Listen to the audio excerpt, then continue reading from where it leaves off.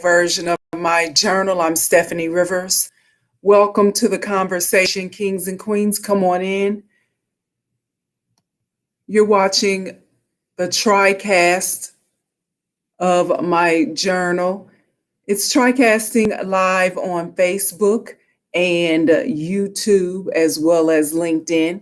So if you want to join the conversation, just go ahead and respond, and I will talk to you then. If you see this as a recording after I'm finished, then I will respond to you later. If you are just now for the first time joining, we want to welcome you to the conversation. And if you are returning, we want to welcome you back. Now that disgraced ex-cop Derek Chauvin has been convicted and is on his way to prison, we hope for at least the next 30 years. Word on the street is that Black people in America can breathe a sigh of relief because of crooked cops like Chauvin and that funky group of go along, get along cops that were with him that uphold the blue wall of silence. They know that they are in the spotlight. And so Black people in America can breathe a sigh of relief. But I say that's not true. Today, we're going to focus on the lies that are told on police reports.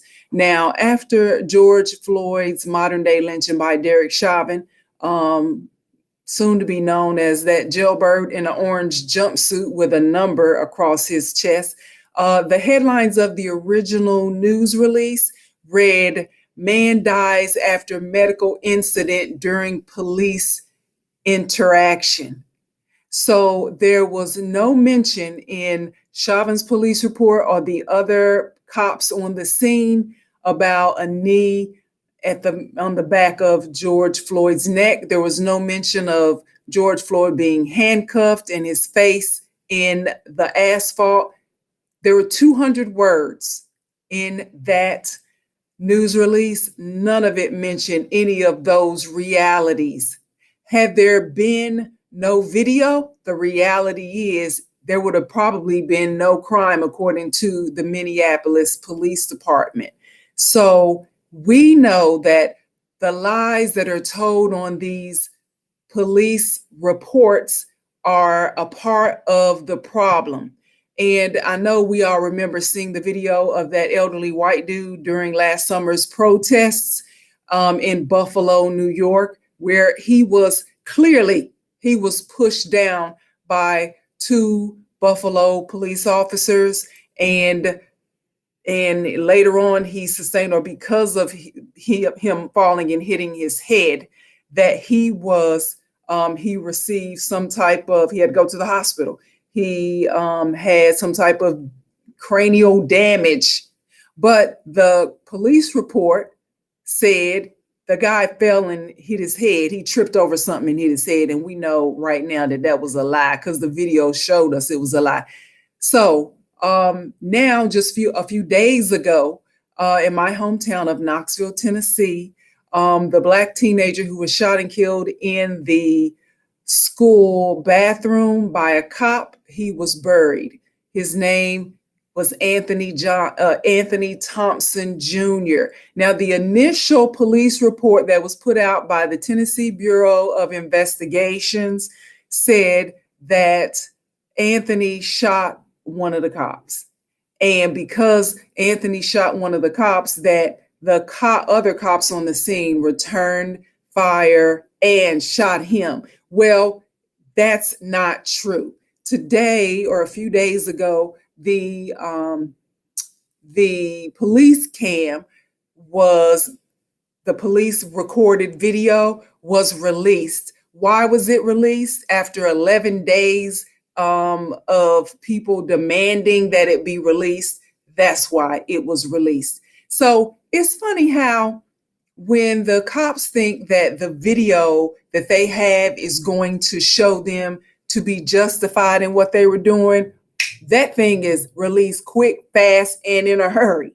But when they think, or as evidence shows, when it takes a while for them to release it, it's probably because what they initially said is not what is found to be true, or at least is not corroborated by the released video. So the initial report released by the Tennessee Bureau of Investigations blamed everything on the dead Black teenager, Anthony Thompson Jr.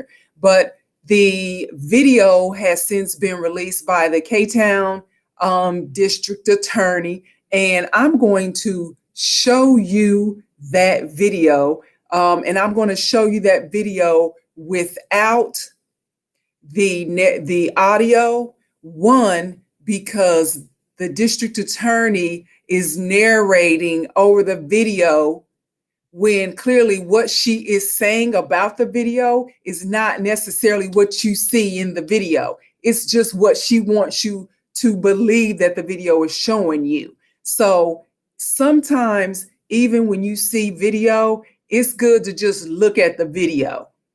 Now, had the video that they presented, the Knoxville district attorney, had the video that they presented actually gave us the video and the audio of the cop cam, then that would be different. But there's no audio of the incident along with the video that was released. It's just the video. So again, you're watching my journal. I'm Steffanie Rivers, and please like, share, and subscribe so the next time that that I post videos, you'll be the first to know. So we're about to look at the video. It's only about less than a minute. And if you're unfamiliar with this story, essentially, there's a teenager, 17-year-old Anthony Thompson Jr., Austin East High School, Knoxville, Tennessee. He came to school. It's not clear if he came to the school with a gun or he came to school and later on obtained a gun during the day. At any rate, he had a gun. He should not have. I agree. He should not have had a gun. He had a gun. He was in the bathroom. Cops approached him in the bathroom, and then I'm going to let you decide from there. So I'm going to share.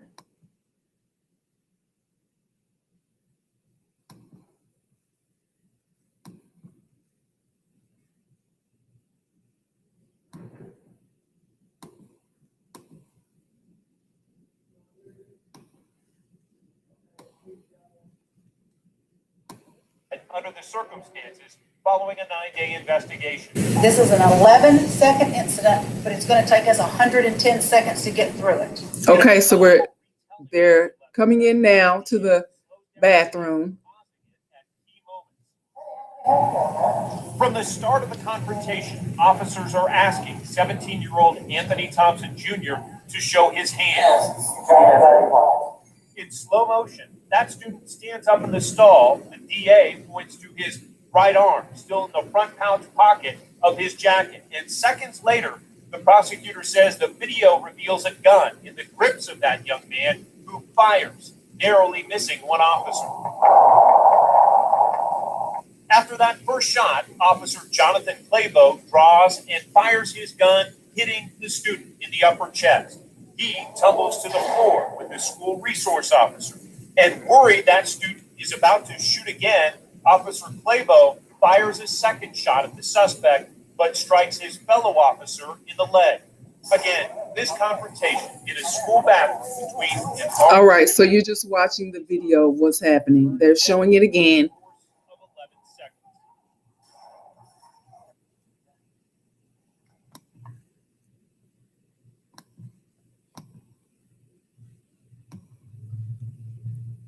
All righty, so you just saw the video that was released by the DA in Knoxville, Tennessee, of the shooting of Anthony Thompson Jr. in the bathroom at his high school, and he has since been laid to rest. So the audio, although you didn't hear it, the audio that the DA, she was talking over the video as it was being played for at the news conference. They essentially said Anthony kept his hand in his right hand in his pocket. He was trying to shoot the cops, shot the trash can, and then another of the cops that was standing around him shot Anthony in the chest, and Anthony went to the floor.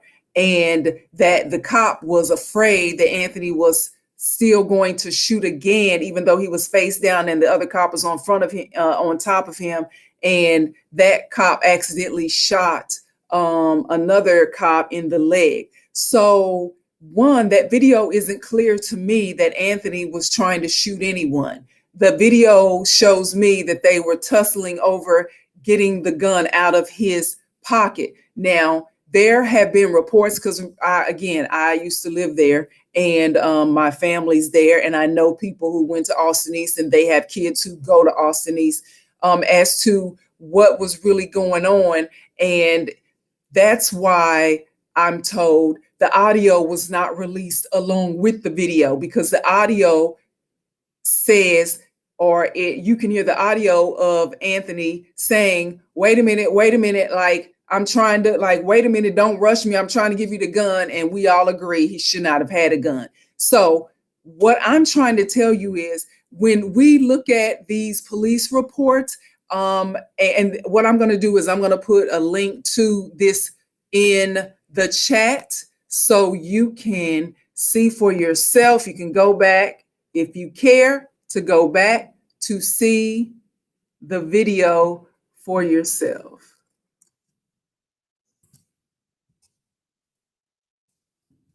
And while I'm doing this, please like, share, and subscribe so the next time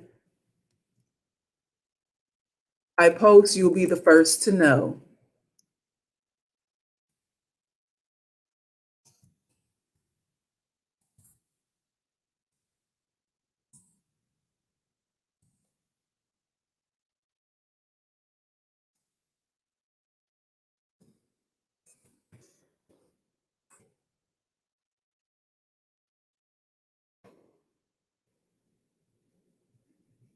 All righty then. Just want to make sure I spelled Tennessee right, because there was this issue that came up where this guy who should know better, I mean, all you have to do is Google how to spell these double consonant states, spell Tennessee wrong. We're like, oh my God, that's horrendous. But at any rate, I just put in the link to the video that was just released by the Knoxville, Tennessee DA about the shooting death of Anthony. The initial police report of that incident blamed everything on the dead Black teenager. They said he shot the cop, and then in response to Anthony shooting the cop, the other cop shot Anthony.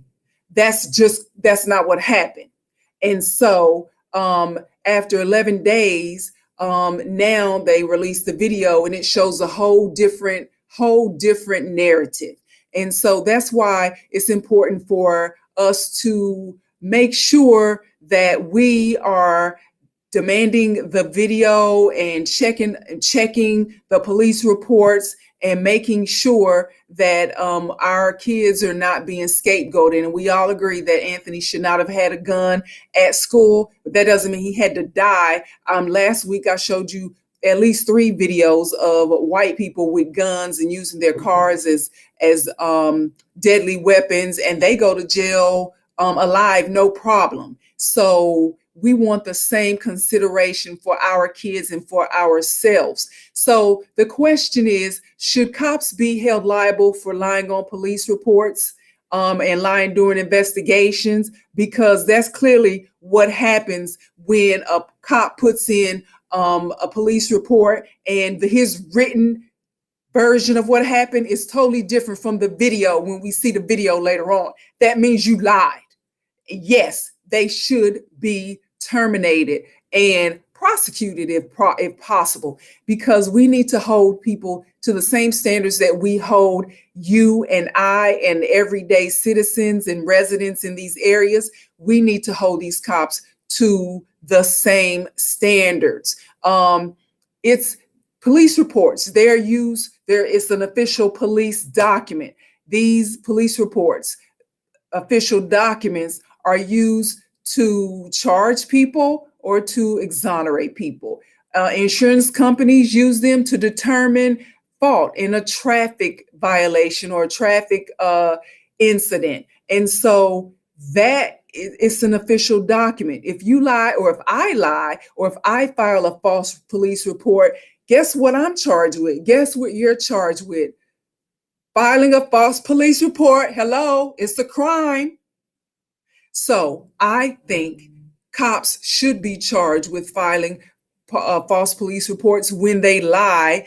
And if there's an investigation going on and they give a false narrative and it later comes out that, you know what, clearly what you said is not what happened, they should be held liable. So let's start holding these bully, liar, killer cops liable for their lies. I mean, in that video of Anthony Thompson and the cops in the bathroom when he was shot and killed, the cop that shot him in the chest, and then when he fell on the floor and the other cop fell on top of him, and then the cop decides to shoot again, he was already down. You already shot him in the chest. He was already down. There was already a cop on him. There were other cops in the vicinity close to him that you could have shot, and you did, Barney Fife. You shot somebody else. So we need to hold him accountable and hold cops in general accountable. And then there's another incident that just happened. The police in Elizabeth City, North Carolina, they are holding on to a video that needs to be released. Now, their initial police report says that when they went to try to serve a warrant on Andrew Brown Jr. for a felony warrant, he jumped in a car, sped away, and in his speeding away, they shot and killed him. And they said it was one cop that shot and killed him. But witnesses say that the cop that shot and killed him shot him from the back of his car. So when he was speeding away, they were shooting into the back of his car. So I know, and you know at this point, if there is no threat, no deadly threat to the officer or anyone else, then they are not supposed to be shooting at people in the back. Okay. But we know they do it all the time. And that's why we need to see the police report and we need to see the video along with it. And it comes out that now the first reported from the Elizabeth City, North Carolina Police Department was that there was just one cop that shot Mr. Brown in the back. I don't even know if they said in the back. They just said shot by one cop. Now they're like at least 3 cops were shooting. So now what? Now 3 cops were shooting him as he was driving away in the back. Come on now. So if you live in the area of Elizabeth City, North Carolina, stay on the police department. Don't let them get away with telling you one thing and the video shows another. Make sure they release that video. Now, they're currently saying that in order to release the video, we need a judge's mandate, a judge's signature to release the video. Now, of course, if the video showed that the cops did the right thing, they would have released it already. We know that. But they have not released it, and evidence shows that when cops don't release the video, it's because they did something wrong. So we're going to stay on top of that because we're not going to let them get away. I don't care if he was running away. I mean, you're a cop and you got a warrant and some people run. That don't mean you shoot them in the back and get away with it. And that's the end of the story. You don't do that to white people. We don't want you to shoot white people. We just don't want you to shoot us like you don't shoot white people. That. So even in Hayward County, California, they're just coming up with all kinds of stuff. So first of all, they lie on the police reports. Then now we're making these police departments around the country have every cop have a recording, a cop cam on. And now you got to make them turn the dang thing on because they claim they forgot. Well, now it needs to be a law, it needs to be a police mandate that if you have a cop cam, you need to have it on with every interaction that you have with every citizen when you're on duty. And now because of that, because the Hayward California Police Department is being accused of a crime. Now they want to charge $3,000 for the release of video. Now that's just ridiculous. That's just ridiculous. So we need to not let this happen. Now they want to charge you for you to defend yourself. And so, of course, we know that power concedes nothing without a fight. And that's why we got to be fit for the fight. Got to be fit for the fight. You can't think it's going to be easy, because it's not going to be easy.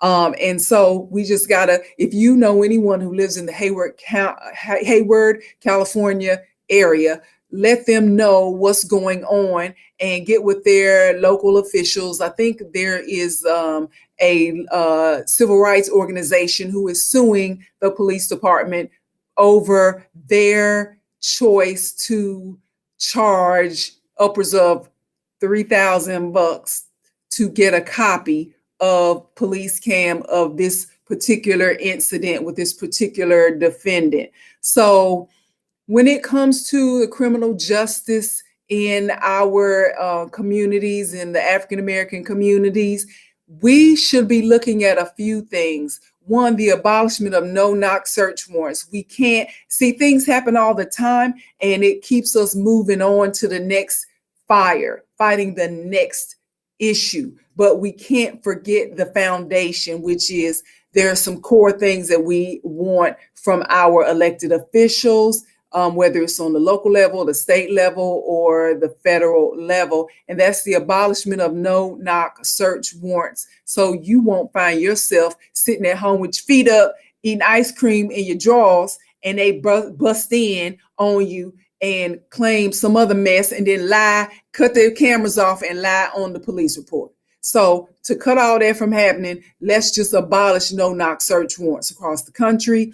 We also, because when these cops are coming up for charges for their mishandling or their malfeasance of duty, they are hiding behind police qualified immunity, which means because you're a cop and you did it in the process of doing your duty, you can't be charged with a crime. We want to get rid of that. We know state of Maryland is moving to abolish police qualified immunity because of all the crooked ass cops they got working mostly around in Baltimore, but that doesn't excuse the rest of Maryland. But they are bankrupting the state by having the state to pay out all these civil rights lawsuits. And so state of Maryland, Colorado has their version of police qualified immunity abridges. They are in Colorado, essentially, if a police officer or a law enforcement officer is found negligent and there is a lawsuit that is successful and the state has to pay someone, the cop who at question in that incident has to pay a percentage of the lawsuit, of the settlement. So once we get these bully, liar, killer cops on the hook and they have to be personally liable, you're going to see a different ball game. They're going to think 2, 3, 4 times, or they're going to quit the job and go somewhere else. We rather them quit the job and go somewhere else. But in the meantime, we're going to be in their pocket getting that money. And that's where it starts. Because when you start affecting people's livelihoods and you start affecting their freedom and putting their asses in jail and or taking their money, then that is going to change some things. That's going to change the game. So we are on the right track doing what we need to do. So abolishing no-knock search warrants, abolishing qualified police immunity, having it to be mandatory that cops turn on their cop cams at every engagement with every person. And if they don't, they are terminated. That. And then if you lie on the police report, then you're terminated. And so they will not see being a cop as some cushy place for them to go and be bullies and liars and kill Black people. And then we'll see some changes. As a matter of fact, if you're ever stopped by a cop and you think that probably, I mean, if you are stopped by a cop, there should be an incident report. Beyond a traffic ticket, you might and should check with the police department. Ask for a copy. Ask the cop, how do I get a copy of this report, sir? You don't have to be nasty about it. Just be nice about it. It's kind of like if you have a job and you have an employee, a human resource record where they keep all of your incidents or your what's that called? Your evaluations. When you're evaluated and they put that in your file, and every once in a while, you need to be checking that file to see what's in it and what are people saying about me. Just because they smile in your face and say good morning and all of that don't mean they ain't writing some nasty stuff in your file. So you need to know that. And you need to go on and look at that file every now and then. So the same thing with the police report. If you have police interaction or anything, I remember, this was 30 years ago when I lived in North Carolina. I used to live in Goldsboro, North Carolina. I had a bounce check. And even though now, it was 30 years ago. Let me say that. So I don't remember specifically, but I do remember that I had to go down to the courthouse and pay it because I got a phone call from the police or they came because I used to work at a TV station. And so they came down to the station and called me because I was in the back where you can't just walk in the newsroom. And they said, hey, we got a complaint against you for a bounce check. You need to come look at that, take care of that, see what that's about. So I had to go down to the courthouse or wherever it was that I went and pay that. Now, why the people who claimed that I gave them a bounce check didn't call me, I don't know. Just like they called me, you could have called me. Anyway, they took it to the police department, really. So anyway, the police, so I went down and took care of it. Now, had I not, and I just kept on with life, didn't even realize that I had bounced a check, or if I did realize it, didn't think it was that big of a deal. I can't remember. It was 30 years ago. Who's to say what could have happened? But somebody at the police department knew me well enough to say, this is Steffanie Rivers. Let me give her a call. And I came down and I took care of it. Later on, 25 years after that, somebody was looking at doing a background search, I guess is what you call it, doing a background search, and asked me about, we see 25 years ago, you had a bounce check. I'm like, okay. Does it say that I paid for it or what? I can't remember what they said, but stuff follows you. That's my whole point for bringing it up. Things follow you that you are unaware of. And so it behooves you to check up on your record and see what's in the file that people are saying about me. The last thing you want is to be in a situation where you're driving down the street, chilling, minding your own business, and the cops pull up on you with guns. And then, and I'm not talking about what they're supposed to do or what they're not supposed to do. I'm talking about you not realizing that you have some type of issue that needs to be addressed. Now, however they address it, right or wrong, if you have an issue that needs to be addressed, you should know about that. And that doesn't make you a bad person if you have an issue that needs to be addressed. I'm bringing it up because you don't want to be in a position where some crooked ass, bully ass cop pulls you over and uses that as a way to paint a narrative, pull a gun, say you tried to shoot them, say you try to do this, say you try to run away. Oh, I forgot to put my cop cam on. Now it's only his word against a dead man because he shot you and killed you. So call down there and ask, I'm just calling to check up on my record because I don't want to be at the hands. Tell them I don't want to be at the hands of y'all crooked ass cops y'all got on the force. And I'm just calling and see, do I have any issues that I need to worry about? You know what I'm saying? That's what you need to do. That's what we all should do based off of what's really going on in the world. And so know, just like your police, your file at work, know what your file is in the criminal justice department. And before I go, I want to, you think it's like, you think you finished with something, you finished with a case, you think we got justice in one arena, and then before you realize it, you realize that dang rat has lifted its head again. That rat really ain't dead. You know how you try to kill a bug sometimes, and you think, oh, I'm gonna go around here and get my shoe right fast and finish him off, or I'm gonna go get a tissue to scoop him up. And you come back and that bug has gone. That bug done hit the road on you. So I'm saying that to say that there are two cases that we thought, or at least one we thought we had finished with, but we have not.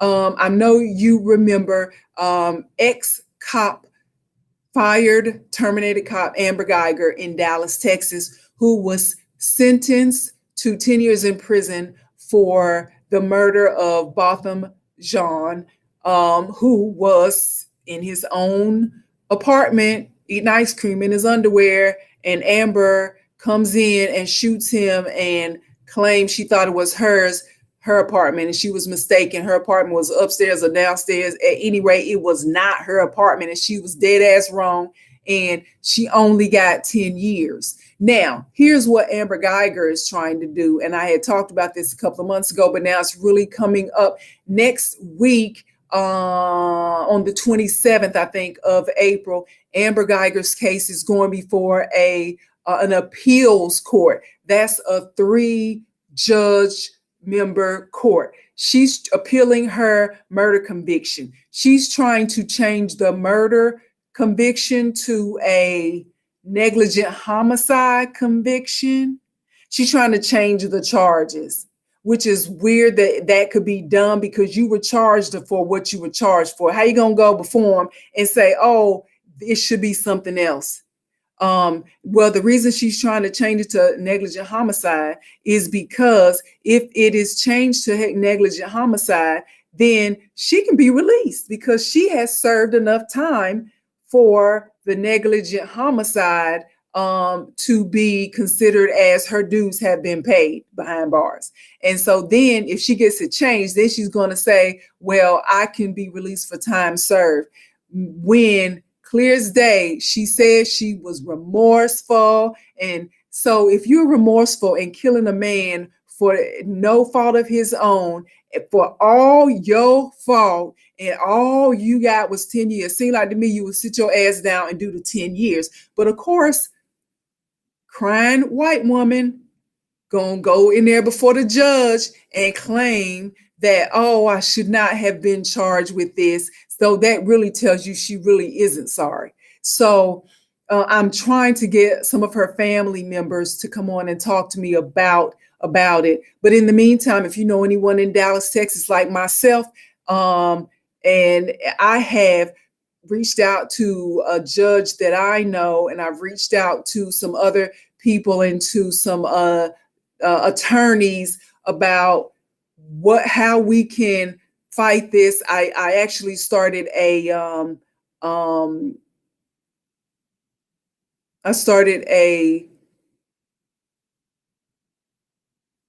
petition. Sometimes the simplest words escape me. I started a petition and to keep her behind bars.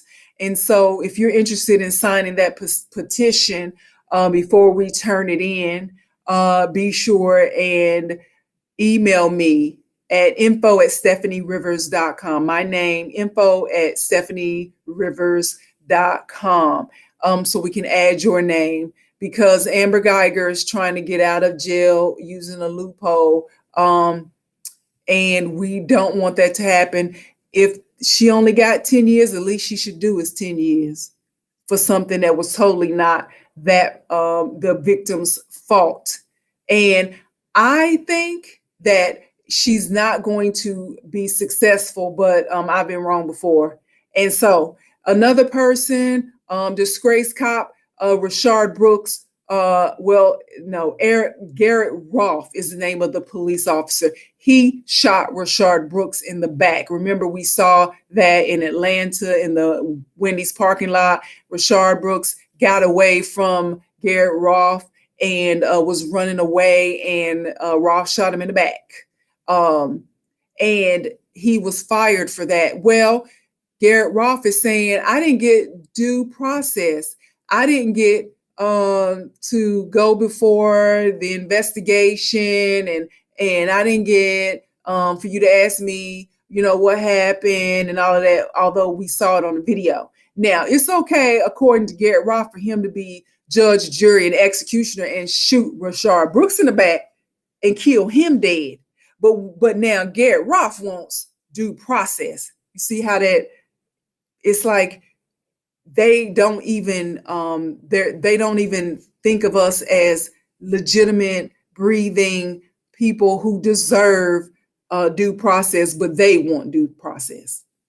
So Garrett Rolfe is appealing his termination, trying to get put back on the police force. And so let's do this. If you live in the area of Atlanta, Georgia, Fulton County area, we want you to let the Fulton County District Attorney know that you want for Garrett Rolfe's, he's charged, I didn't say this, he is charged with murdering Rashard Brooks. We want his case to go on and be tried. So regardless of if they decide to put him back on the police force, it'll be a moot point because he will be going to prison like Derek Chauvin. And so those are some of the people who you might think, okay, we got him accounted for. We got him, got her in prison, and we got him on the way to prison. And no, that roach just keeps lifting its ugly head, and that's what roaches do. So we got to make sure we are continuing the good fight, continuing to shine a spotlight in the dark.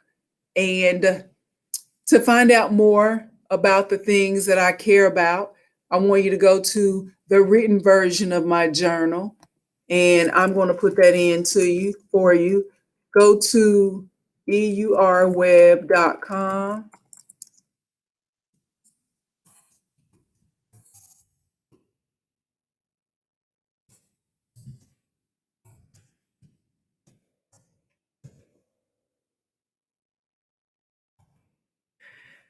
And be sure to like, share, and subscribe. So the next time that I post videos, you will be the first to know. So